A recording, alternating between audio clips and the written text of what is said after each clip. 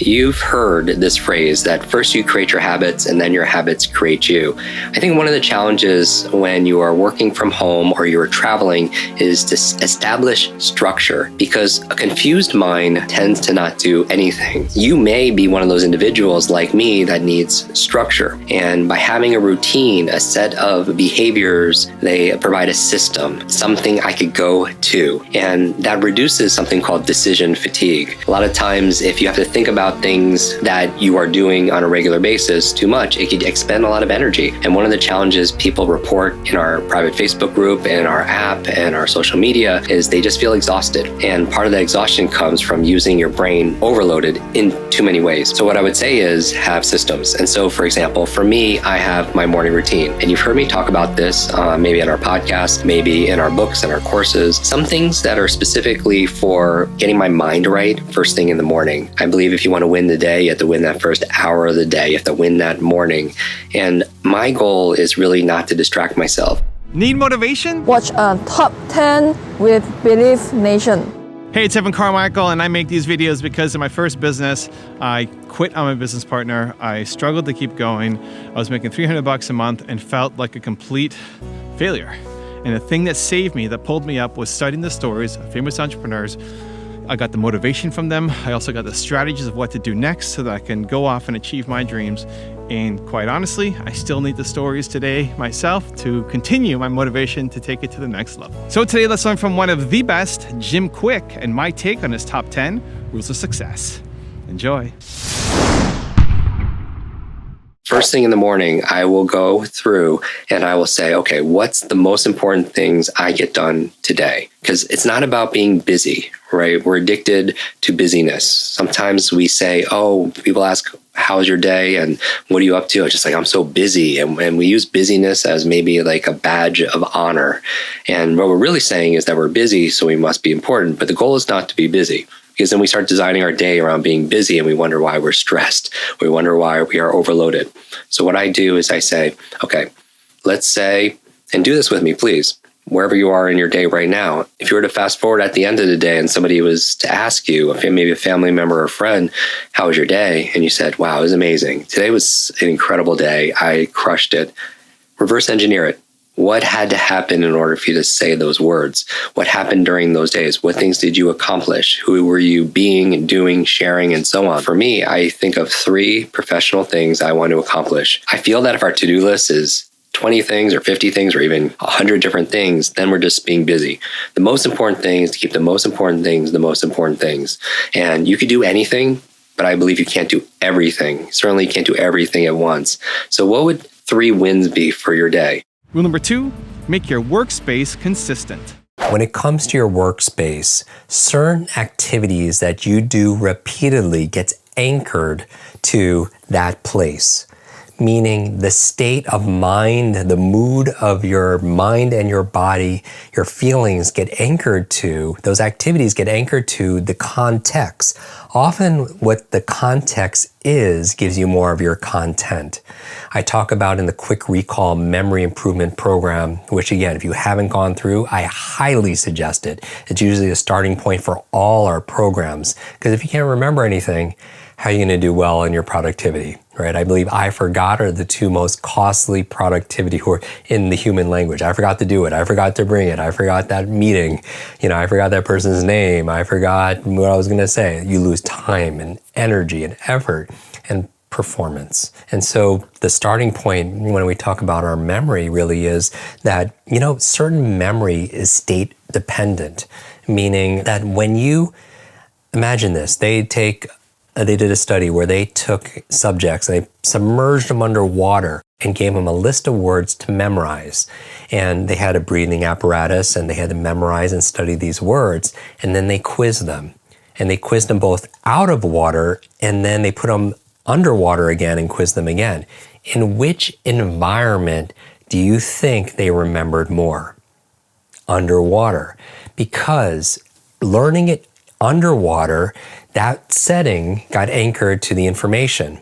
And so when they went back underwater, it helped trigger some of the memories. And that makes sense, right? So if you can learn if you study in the room that you have to be tested in, that would be a little bit of an advantage, right? Or if you rehearse for a play on the stage, you're more likely to remember it because you get anchored and triggered by the environment. They provide contextual cues to remind you of what you need to say or do.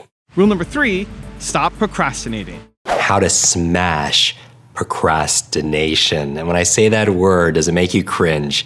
Is there an area of your life, something that you know you should do, but you're having trouble getting yourself to do it? Getting yourself to study, getting yourself to class, getting yourself to write that report or do that research paper. Is there some area of your school, of your learning, where you're procrastinating? You're putting it off, even though you know you should not do it, but you still do it.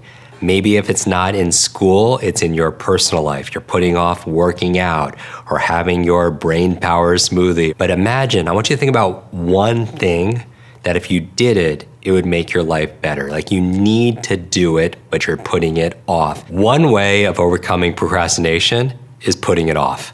Procrastinating.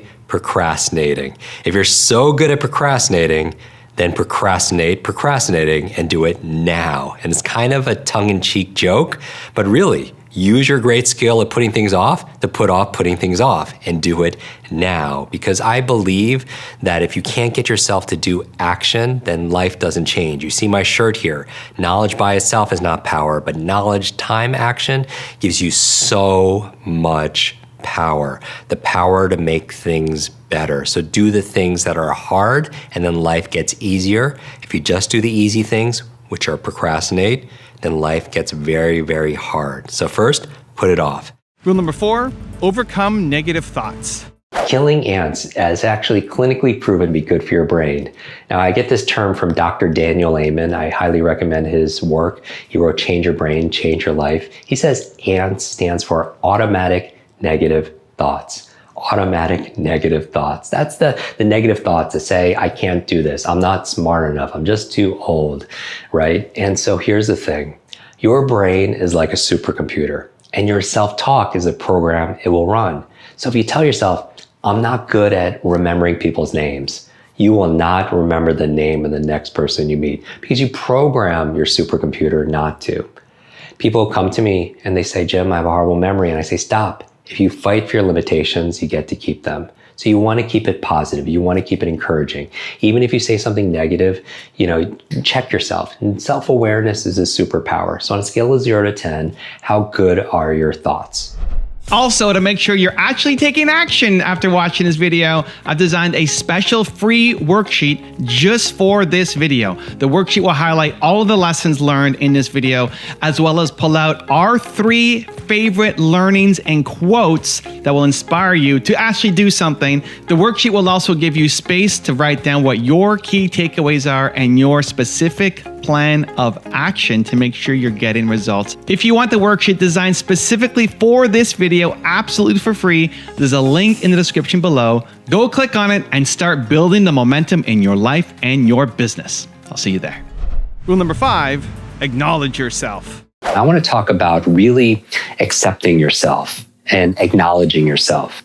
Focusing on your own achievements, no matter how small, is a wonderful way to give you a surge of confidence, right? Little by little, it adds up to a lot. It's a wonderful way to actually drown out the negativity, the criticism that comes either from self or from others. And so in this lesson, I want to talk about different ways that we can acknowledge ourselves. Now, when I'm talking about acknowledging ourselves, again, whatever we celebrate, we get more of. In fact, that's a rule in behavioral science. Whatever you reward, you reinforce. Does that make sense? Whatever you reward, you reinforce, and you're going to get more of. It's just like if you have children or you have pets, whatever behavior you reward, you're more likely to get more of. Because whatever you reward and you honor and you acknowledge and even micro-celebrate in yourself, you're telling yourself like, yeah, you start seeing yourself in a different light, right? After a while, you're not having to read, you just are a reader. for example. We know that for all of you who are going through our quick reading program here in the Kwik Brain universe. In the beginning, it's like, oh, I hate to read. Reading is a chore. It puts me to sleep. It's not something I enjoy doing. But after a few times doing it consistently, you're like, I am a reader. It changes your belief about yourself. So you're acknowledging, and that acknowledgement helps to drown out the negativity, the negative self-talk, the critic that we have inside and the critics we have on the outside. Rule number 6, eliminate distractions. There could be a lot of shiny objects around, especially if you are working from home or you're traveling and there's things that in your environment, there's interruptions. And so what can you do in order to mute distractions? And it's never going to be perfect. That's never the goal, because things happen, because that's like life. Sometimes learning and life happens to be messy. But what can you do to be able to mute distractions to the best of your ability? Does it have to do with turning off your phone? Maybe you're turning off the alerts on your phone. Maybe you're doing certain deep work and focused work. You want to put a sign on your door, or you're telling family members or friends, please do not disturb me, that even though I am here, I am working at this time, and you're mitigating distractions. And so that's what I mean about mute, because your brain primarily is a deletion device. It's trying to keep distractions out. It's trying to keep noise out. And you're only letting in the things that really matter. And to the best you could stand guard to the doors of what's going inside your mind and what's going to your attention, and really get things done quickly. Rule number 7, teach to learn. We know that learning doesn't have to be solo. It could also be effective being social. And you're talking to somebody else, you're relating to somebody else. So often at an event, or maybe if we're doing online training, we'll put people into breakout rooms and they'll share 5 minutes on what they just learned, because you take advantage of the explanation effect. When you teach something, you get to learn it twice. So you're relating to somebody else what you just learned. What you're reading a section of a book, and then you're relating to somebody, explaining, maybe you did the writing and the reflecting, the nuance of what is happening in that specific situation. And then you're relating, and then that person quizzes you. You're doing active retrieval, or maybe you're asking questions of yourself. You're quizzing yourself with the book closed, for instance, and not looking at your notes, how much you actively remember. And they call it active retrieval. And I honestly would rather have somebody read something and do active retrieval than read something twice, because the act of going inside and trying to pull information out is the purest test in terms of whether or not you really have that information, right? So active retrieval, asking questions. We say questions are the answer. It helps you to direct your reticular activating system. So when you have those questions and you're reading again, you're just like, oh, there's an answer. There's an answer. There's an answer. There's an answer. Rule number 8, practice gratitude. I think it's very important also to have a gratitude board, right? You have a gratitude board, and those are the things that you're grateful for. And remember this, you don't have to wait for a greater life to feel grateful and you're going to have a greater life. It's been my experience working with clients that those who have a gratitude practice actually grows tremendously, right? Because what you appreciate appreciates. And I think the most important appreciation, gratitude that you could express is for yourself. Like if you want to feel truly wealthy, count everything you have in your life that money can't buy. If you want to do a thought experiment, imagine this for gratitude, because having gratitude gives you a sense of confidence, certainly, because you feel like you have enough, that you are enough, right? What if the only things you had in your life tomorrow were the things you expressed gratitude for today? Put that in your confidence journal. What are all the things I'm grateful for? If you could hear these words, if you could see this video, right? If you have any semblance of your health or relationships, right? You have a lot to be grateful for. So capture that, right? Capture and create. Capture and create. Rule number 9, learn to optimize your time. Time management is often associated with productivity, because the truth is not everybody has equal resources. They don't have equal income. They don't have equal connections or network, equal education, but we all have 24 hours in the day, right? So how are we utilizing that time? And when I'm thinking about time working from home, I build it around my personal chronotype. Chrono meaning time. So what is your time type? Some people are early birds. Some people are more night owls. So how are you organizing your time where the hormonal expression of how you are exhibiting energy, for instance? Are you scheduling time around the activities that matter, around the amount of energy you have at that time? Some people, they want to be more productive and they want to do research for school, or they want to do research for their writing.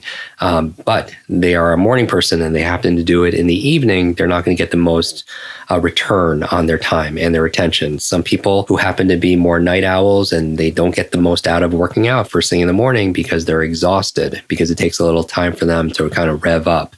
And so I'm thinking about time. I'm thinking about the things working from home. I'm thinking about things like ultradian cycles and rhythms, that 90-minute cycle of deep work. I'm thinking about the Pomodoro technique, about 30 to 45 minutes before I want to take a brain break, right? To be able to increase the primacy and the recency, the beginnings and ends, to improve my focus and my retention, keep my energy levels high. Brain breaks are so very important because it's about energy, right? So I'll go maybe 45 minutes to an hour and I'll take a 5-minute brain break to hydrate, to be able to move, to be able to do some deep breathing also as well, to keep my energy high, because you need energy to be able to go and work throughout the day. And so time is very important. And it's not just the amount of time, it's the scheduling around your events at home where you're going to be least distracted, where you're going to be most productive. And again, there's an art and a science to all of this, right? There's certainly a science for it, but there's an art, meaning sometimes you might be working nights. You might be a night shift worker. You might have the kids coming back and you have to pick them up. So you have to reschedule a day. And it's not about balance. Balance is where you have equal time. And I don't necessarily look for balance. I think that the words we use affect how we perceive things. Balance for me is very stressful. It sounds like I'm on a balance beam. I have to keep everything equally weighted.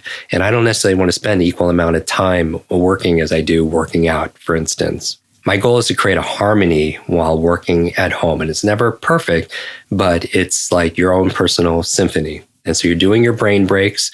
For me, I probably take a good 8 brain breaks a day, maybe almost at every hour, if you will, to keep my brain refreshed. And I don't find that I hit a wall like a lot of people do around 2 or 3 o'clock, or maybe at 4 o'clock. So I keep my energy high, and then I do certain things in my personal routine to be able to wind down for sleep and family time. And rule number 10, the last one before some very special bonus clips, is have a positive peer group.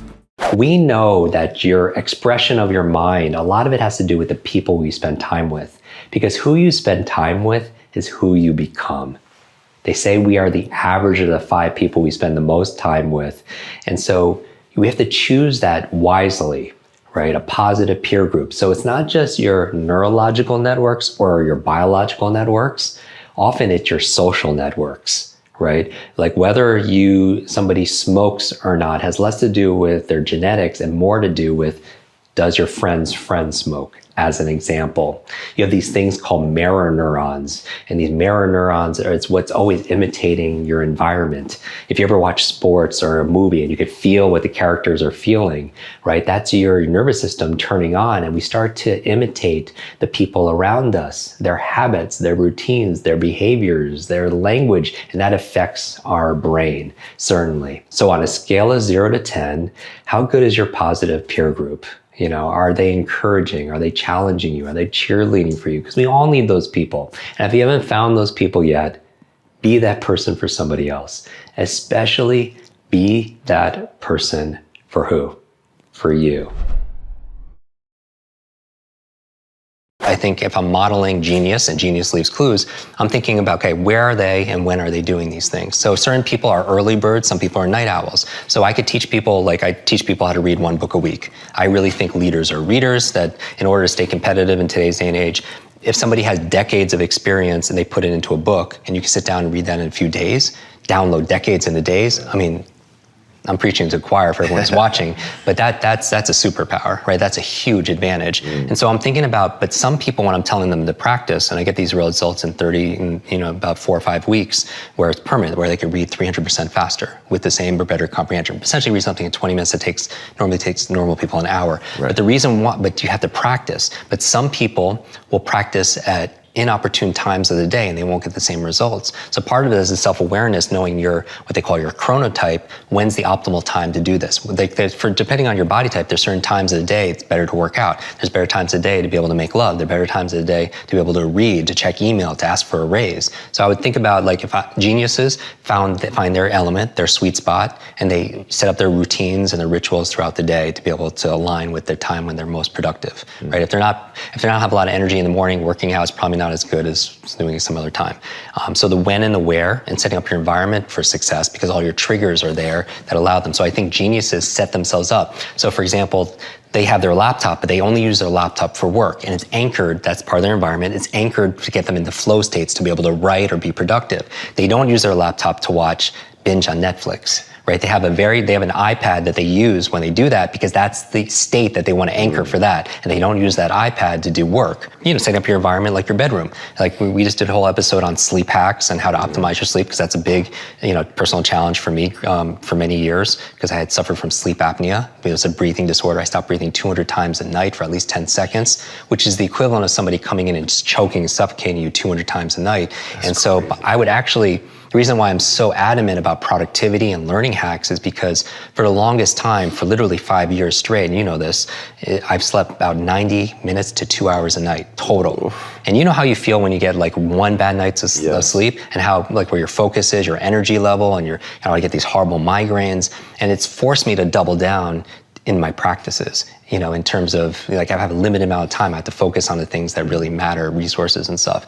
But anyway, going back to this, like my bedroom is sacred space, right? I don't do work in there. I keep it because that's my trigger to be able to rest, go into parasympathetic space. I set up my environment, so I have my blackout curtains, I have my grounding pad, so it's to optimize my restful sleep that I do get. So Genius Leaves Clues, they set up genius environments for themselves. Today's challenge is to take a cold shower. And you're like, oh, I was loving this guy until he said cold shower. I hate cold showers. Now, why? Let me talk about why, because I don't like cold, period. I don't like cold baths, cold showers, cold environments, but cold could be your teacher. Many of you listened to Great Avail with great response to our episode with Wim Hof. I met Wim over 6 years ago. Wim Hof is the Iceman. If you haven't listened to that episode, please, where he talks about cold is my teacher, where he climbs the Himalayas in his underwear and he swam underneath the Arctic. Amazing, amazing man. But it talks about the power of cold. And if you listen to also my episode on my morning routine, one of the things I do every morning is I take a cold shower or an ice bath here. So there are a number of reasons why you want to take a cold shower. And starting with number one, it lowers inflammation. It lowers inflammation. So one of the challenges to your brain, which also is part of your body, are high inflammation levels. And if you listen to our morning routine, we do things like have turmeric tea and such, which sounds really good right after you take a cold shower, by the way. Cold reduces inflammation. It's like you bang your knee on a coffee table. What do? You put ice on it to reduce swelling and inflammation, but we also have inflammation in our body. So cold is very powerful with that. Again, listen to the episode we did with Wim Hof, the Iceman. He's an expert at that because he lives his talk. He actually does it. The second reason why you want to take a cold shower in the morning, I don't go through specifics on how long and such. The second reason is because it's like a nervous system reset. For me, it's better than coffee. When I go into the cold, I feel like after when I come out of it, it's like I'm brand new. And you can attest to this. If you've ever gone into a cold lake before, or just like when you go out in the cold, you come in and you feel refreshed, it helps to reset your nervous system. The third reason why you do it though, is because you want to get yourself to do difficult things, especially as part of your morning routine. You get yourself to do difficult things. And that's what's important here. Part of the reason we're doing this Kwik Brain Challenge is we know that challenge leads to real change. When you challenge yourself through struggle, your struggle by overcoming that struggle becomes a strength, or if you will, a superpower. And so what are you doing? You're testing your ability to be able to deal with what's uncomfortable. And as we talk about, if you're just doing the easy things, put things off, procrastinate, then life is difficult. If you do the easy things, life becomes difficult. But if you do the difficult things, you get yourself to do difficult things, you build your grit muscles, if you will, then it's gonna show up in a life that becomes easier. You know what I mean? Like when you're doing difficult things, you have that difficult conversation with somebody, you get yourself to work out, you get all the benefits of having an easier life, because life is not necessarily easier, it's just you are better. And so when you're putting yourself in uncomfortable situations, like a cold shower, a cold bath, some of you do cryotherapy where you're in a, negative 230 degrees for 2.5 minutes. Obviously consult with your healthcare practitioner. You're putting yourself in a safe way in an uncomfortable situation. So you're building that ability, that fitness, if you will, to be able to show up and speak in public if you have a fear of public speaking, or to have that meeting, or to ask for that sale if you're an entrepreneur, or to do the thing as a parent that you need to do that you've been putting off. So again, you're building your grit. So again, reasons why you want to take a cold shower. Number one, lowers inflammation. Number two, it's like a big nervous system reset, which is great for your brain. And the third reason, you're training yourself first thing in the morning to do difficult things. So there's a science to momentum, and you get yourself to do difficult things. And then when you get to work doing that difficult thing that you've been putting off, because I do believe that the treasure you seek is found. It's hidden in the tasks you are avoiding. So as you're getting yourself in the habit of creating new habits, because that's what we're doing with this challenge, you're gonna do it today or tomorrow, the next time you take a shower. Now, what specifically are you doing? You wanna build your way up to it. I'm not saying take a 2-minute cold shower because it's cold, it's uncomfortable. So baby steps, right? Every pro was once an amateur. And so every expert was once a beginner. So you go in and you just do 10 seconds. Maybe you do 10 seconds on, 10 seconds off. And also their health benefits, going from cold to hot. If you've gone to some of the spas, they have a cold plunge and then like a heated jacuzzi. So it increases your vascularity. And so it's building that pump, if you will. So go maybe 10 seconds cold, 10 seconds hot, warmer, 10 seconds cold, 10 seconds hot. And you can build yourself. If I do my box breathing, my alpha breathing, my fire breathing, my Wim Hof breathing, and I push myself in a healthy, safe way. The brain controls everything. Yeah. Right? And when people see me on stage, they'll see me have 100 people stand up and I'll memorize all their names as they introduce themselves, or 100 words or 100 numbers that they give me forwards and backwards. I've seen this man have 100 people give him 2 numbers out of sequence, and he'll repeat back 100 people's multiple numbers like this. And here's the thing, I always tell people I don't do this to impress you, I do this to express to you what's really possible. Because the truth is, every single person that's listening and watching this could do that and a lot more. Oh my gosh. The thing is, we weren't taught. You know, if anything, we were taught a lie, that somehow our capabilities, our potential, our memory, for instance, our learning abilities, our intelligence is somehow fixed, like our shoe size. Wow. And it's absolutely not true. We've discovered more about the human brain in the past 20 years than the previous 2,000 years combined. And what we found is we've grossly underestimated our own potential, our own capabilities. And that's the thing, it's just because we weren't taught. And I really think the nature of the work that you do, that I do, that our community is really backing, is about transcending. It's about ending the trance. Wow. Transcend, end the trance, ending this mass hypnosis in media and marketing that's telling us that we're broken, that we need to be fixed, that we're not enough. And I feel like that is what holds us back. If you were to write your name first and last on a piece of paper, actually you could do it right now, first and last, and everyone encourages you to do this. Or imagine you're writing your name first and last on a piece of paper. And then when you're done, I want you to switch hands. And in your opposite hand, right below it, write your first and last name with your opposite I don't even know if hand. it'd take me 10 minutes. And so while people are doing it, you'll notice when you're doing it with the opposite hand, as we're doing it, that's actually pretty good. That if I was to ask you which one was easier, first or second, and you would say the first was easier. Which one is more comfortable, first or last? The first one? The first one. So not only was it faster, it was easier, and then which one was higher quality? Let's check that out. The first one. Hopefully the first one's higher quality also as well. And so here's the thing. That means the second time it took longer.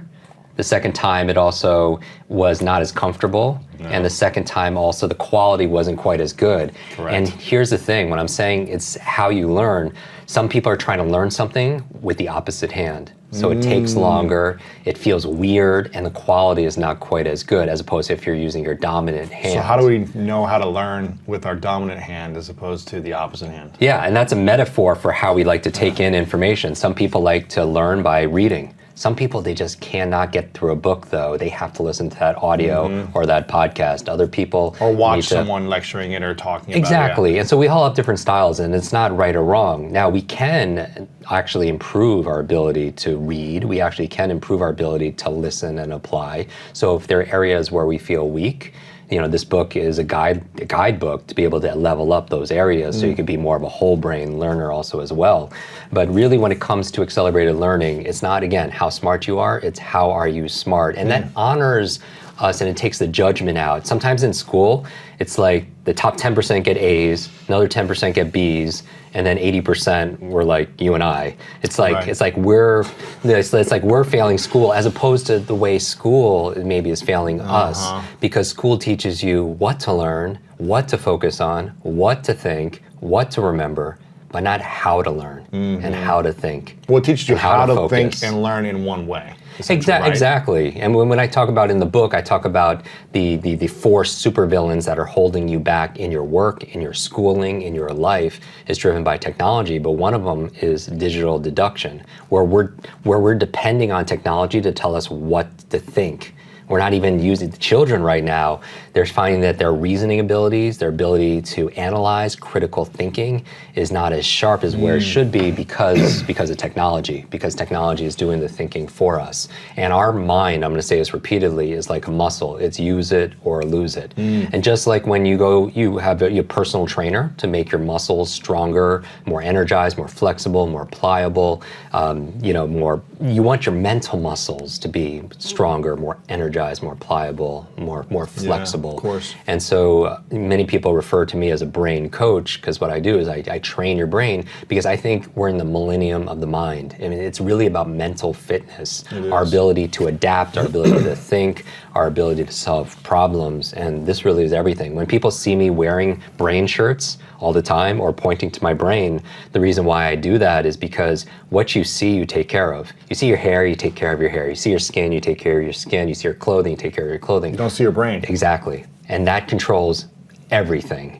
And so when I point to the brain or honor with their shirt, it's just like people have their emotions on their sleeve. I have my brain on my chest because I want to put it forefront to remind people to love their brain, to care for their brain. Yeah. All learning is state dependent. All learning is state dependent. This is the thing.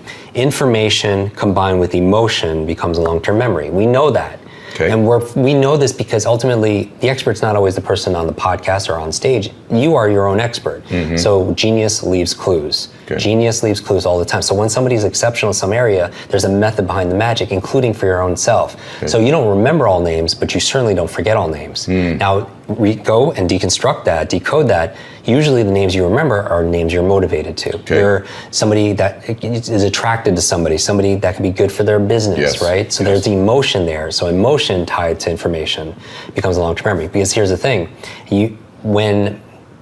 is there like a song or fragrance or food that could take you back to when you were a kid? Absolutely. Because information tied with that emotion becomes a long-term memory. But here's the thing, back in school, what was the primary emotion we felt? Boredom, right? Half the room is bored, the other half is confused. But on a scale of 0 to 10, what's boredom? 0. Information times emotion. If the emotion is 0, what's anything times 0?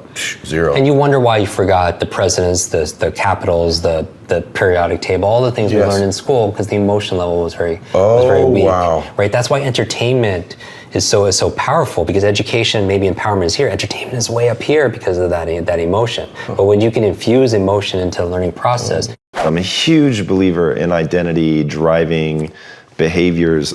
I have a hard time explaining to people, though, how to adopt a new identity. How have you done it in your own life? I think that's the best place to start. I mean, my identity, obviously this is a work in progress, right? I would say that I would start with they call it the 2 smallest words in the English language, but they're the 2 most powerful words in the English language. It's I am, right? I am, because whatever you put after that determines your destination or your destiny, right? And I think your identity is who you believe you are. And I feel like when we're talking about playing to the edge of our limits and really playing there and living in that place where we're stretching, I do believe, and I get inspired every time I see your Insta story. You're like, it's like 4:30 and you're working out, you're doing your work, but that's who you are, right? You don't have to fight it because you can't imagine yourself not doing that. And that's the level of that I think is what's most important. So I would think about going through an exercise, and I've done this with friends. I've had them sit, or in groups, we do these conferences and such, and I have people pair up with someone they don't know, and what they're gonna do is they're gonna do an exercise, I am, and they're gonna talk about, they're literally gonna fill in the blanks for 3 minutes until I call time. Wow. So you have to go like, and you could do this right now, like if you were to fill in I am blank, like I would say, I am a student, I am a teacher, I am a son, I am all this, and Right. but eventually I'll get to a point where I don't know what else to say, and that's what the real interesting answers come out of, right? Because it's a great way for networking and knowing somebody else, but it also shows us this really big tapestry of our life to the point that we've gotten to right now, where I relate to these aspects of ourselves. And I think it's a nice exercise when we talk about self-awareness being a superpower, really knowing who we think we are. Because if we don't believe that we're a public speaker, or we're a great parent, or we're a great learner or a genius, then we'll never be able to reach our full potential, because that will always be the ceiling that we bump up against.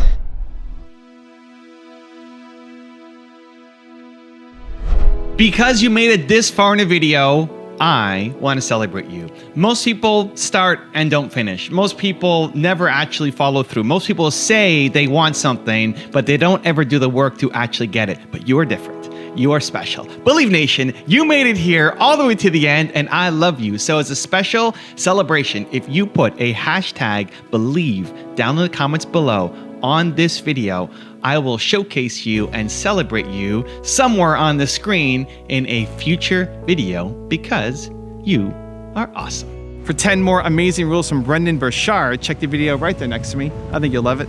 Continue to believe, and I'll see you there. You want to accelerate learning? Here it is. Goals, deadlines, deliverables. I know that's so basic. That's personal development 101. Just most people have never applied it to learning. In high school, I want to learn French. You can just show up to French class